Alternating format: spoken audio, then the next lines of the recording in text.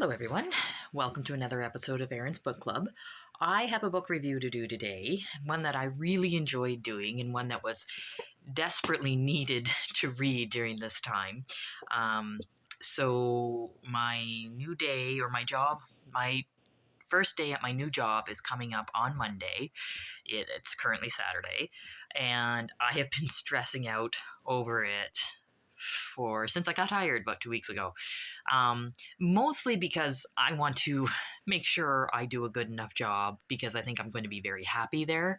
So you worry about doing it right, you know what I mean? So to help with the worrying, I found one of my favorite books, or one of my, I guess favorite authors, but it's not really the author. One of my feel-good books to read. When I was at a Sally Ann's, there was a used book section.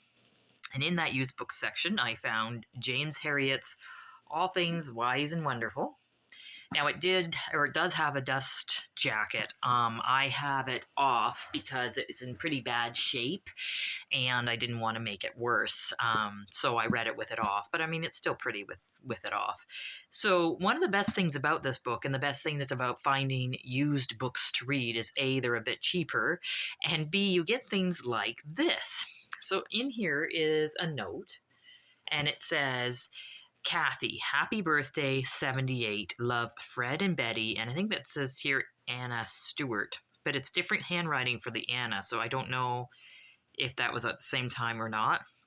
But what I love about these is you know that somebody had this book in 78, and you know that it's at least that old, and that it was a gift, and whoever the gift was for, they took care of it because, again, the book is in fairly good condition.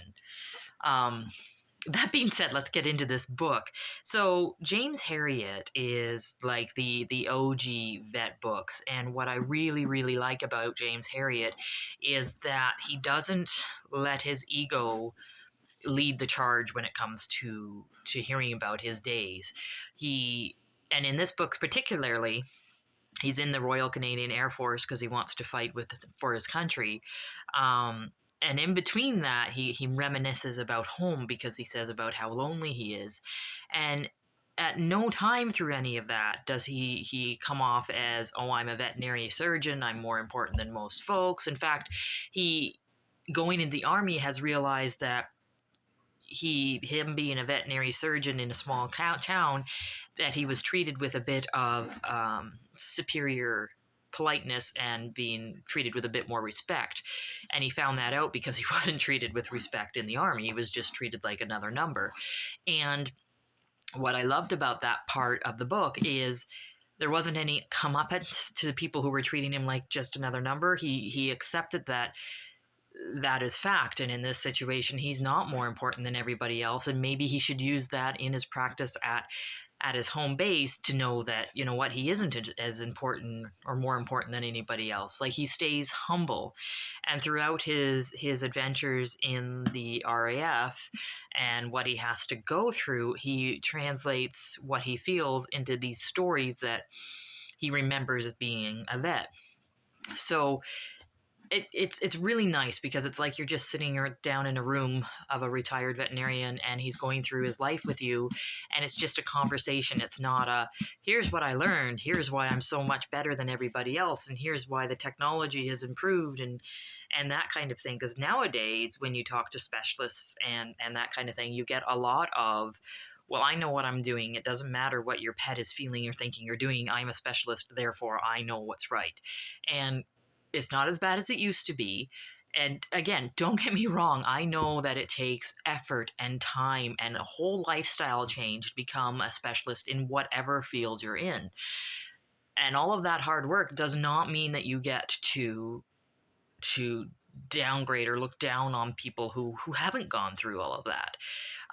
You should be looking back to where you started. And that's why I like the James Herriot, because he never kind of loses his, this is where I began. And at the end of the book, when he's done with the Army and he's back home, he realizes that the first thing he has to do is rebuild his practice up from the ground again.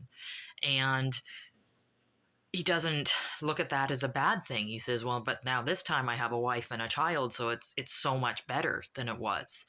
So all in all, I really love the book. I love the stories. Some of them were heartbreaking, but some of them were just made you think. And it was just nice to kind of sit in a room with this guy and hear what his life was like. And what's interesting too is I found this book on YouTube in the free audiobooks. So I was able to listen to the bulk of it in an audiobook, which is the first time I've done that in a long time. And it gave a different perspective. It kind of made the book come alive because the person that was reading this book actually used different voices and became different characters, and he was very skilled in reading the book, that you were engaged. You had a good time. I spent hours listening to the audiobook and just following around or following along. But all in all, I really, really enjoyed this book.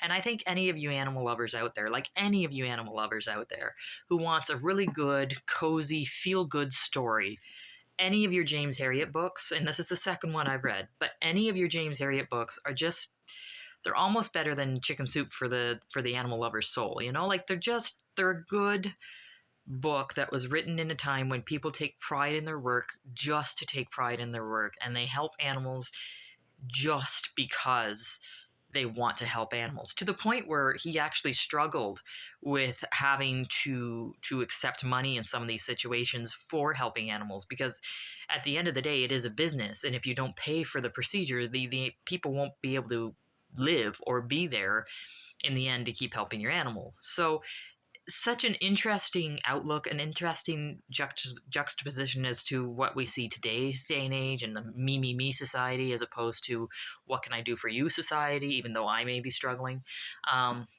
Really enjoyed the book. And again, any of you animal lovers out there really should be reading this. Like, read it to your kids. I think it would be a good perspective for a child to read. Anyway, I will let you know when I have another book read. Thanks, guys.